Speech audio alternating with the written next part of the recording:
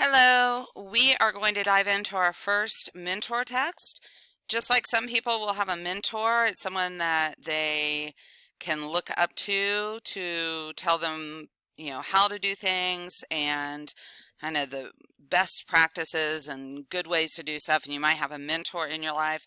We have a mentor text, and that mentor text is to really dive into a certain type of writing and give you ideas about some of the best things that you can do to make your writing really grow. Okay, so in this case, we are reading a story called Wagon, Train at Dusk. It is a nonfiction.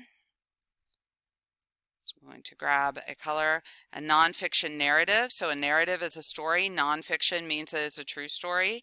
And this is something that we are wanting you to be able to do as a writer.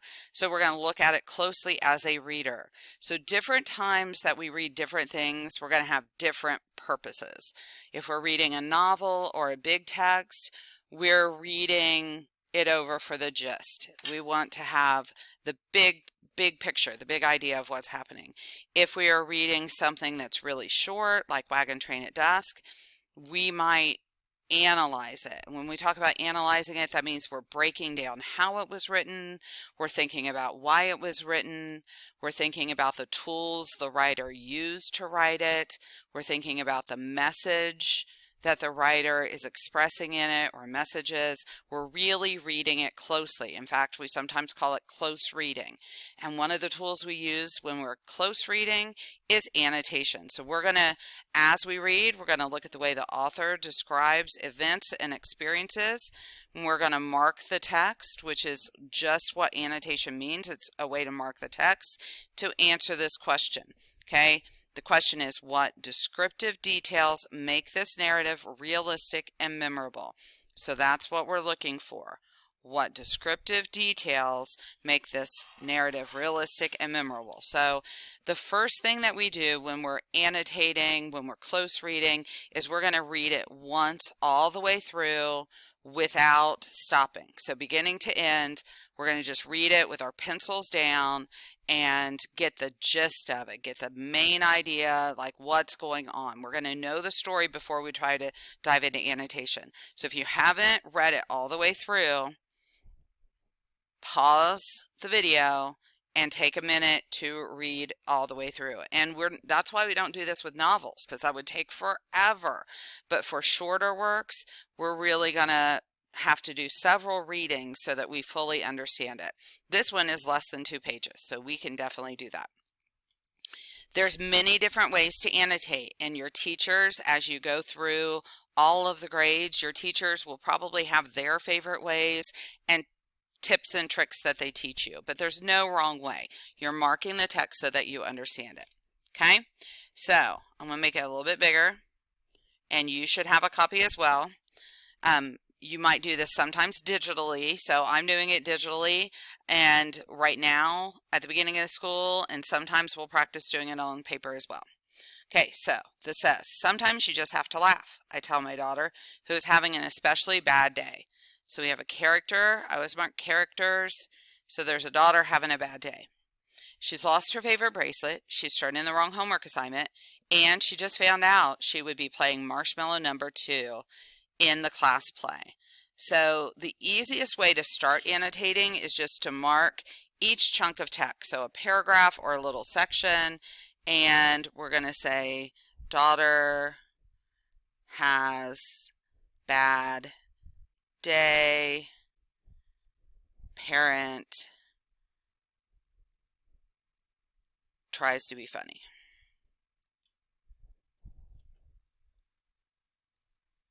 Okay. Oh, you wouldn't understand, Sarah said sulkily.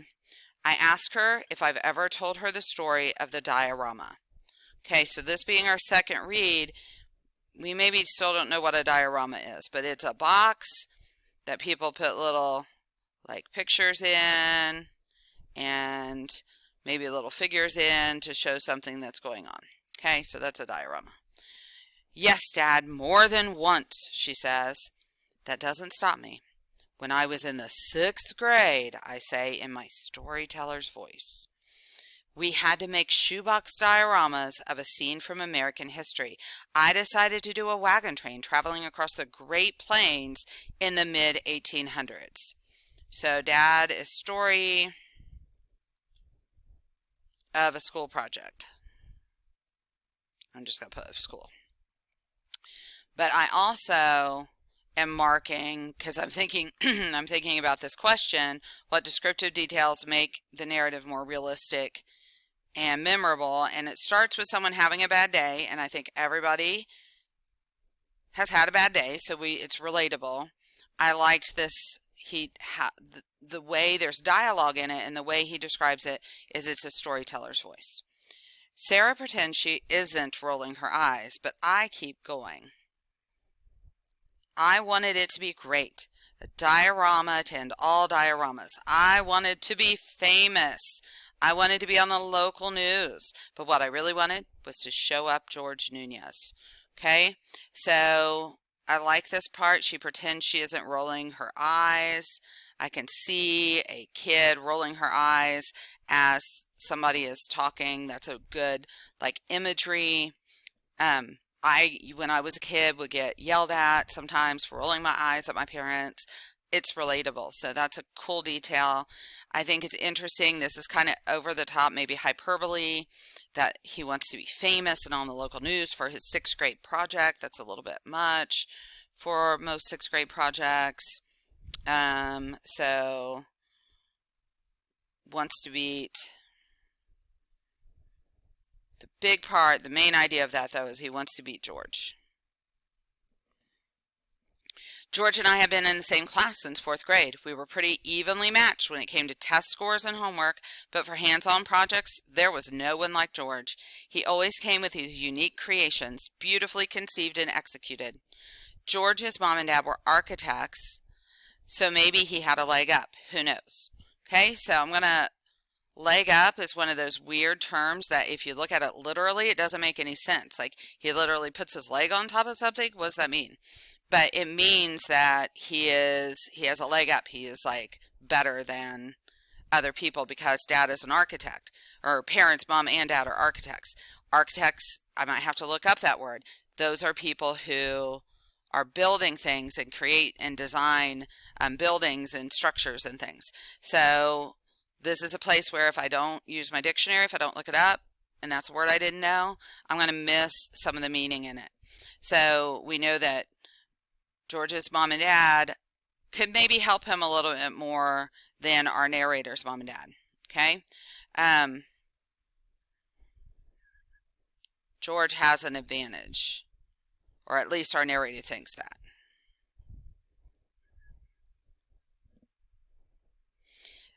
Sarah shrugs in sympathy, which I take as permission to continue. As soon as I heard George announce that he was making a shoebox diorama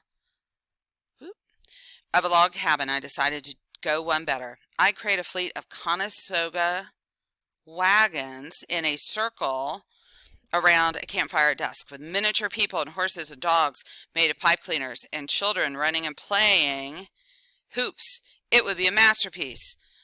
And that's just how it turned out, a masterpiece. I carried it upstairs to my room that night, and I went to sleep with a smile on my face, imagining George's reaction.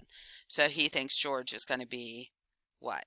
He doesn't say, I'm going to show it to George. He says, imagining George's reaction. And in my mind, I think George is going to be a bit mad or jealous.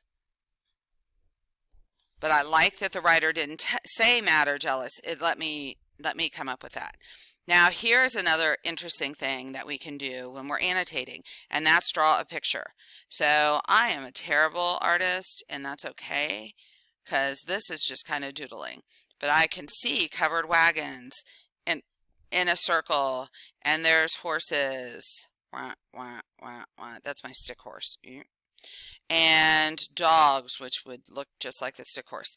Made of pipe cleaners, and I can imagine pipe cleaners. So I can also put images, like draw little images as part of my annotating.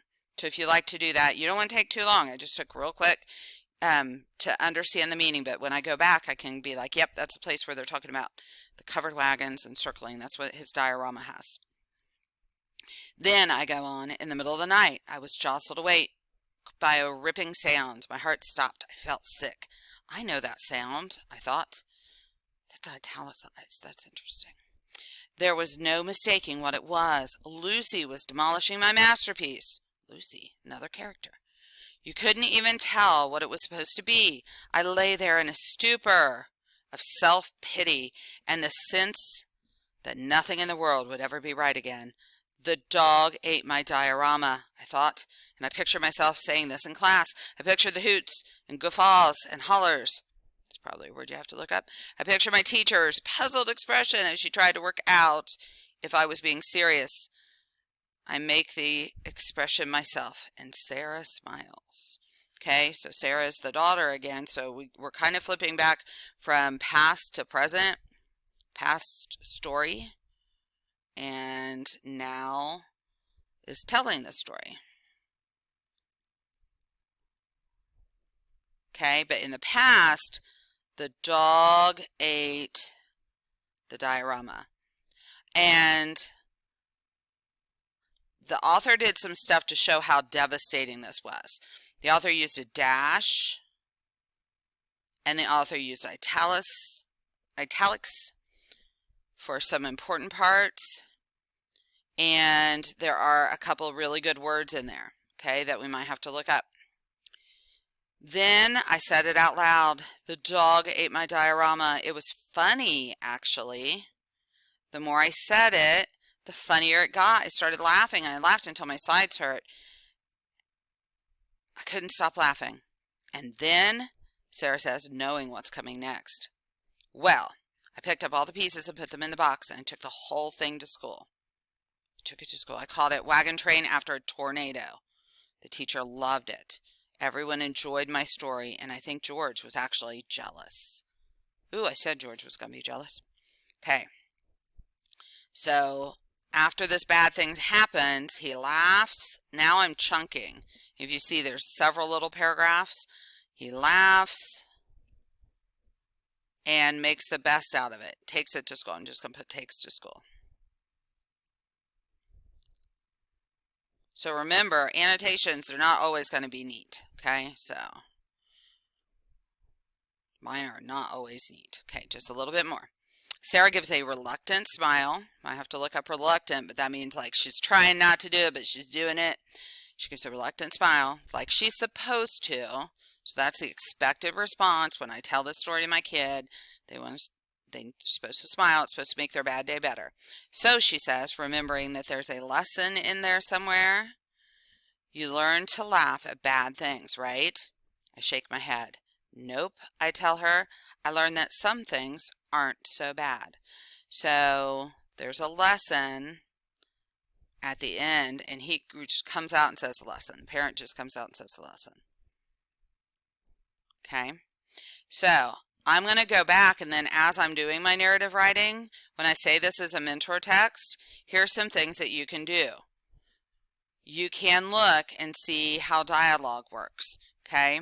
When a new person starts talking, so this is the parent talking, I tell my daughter, and there's quotation marks.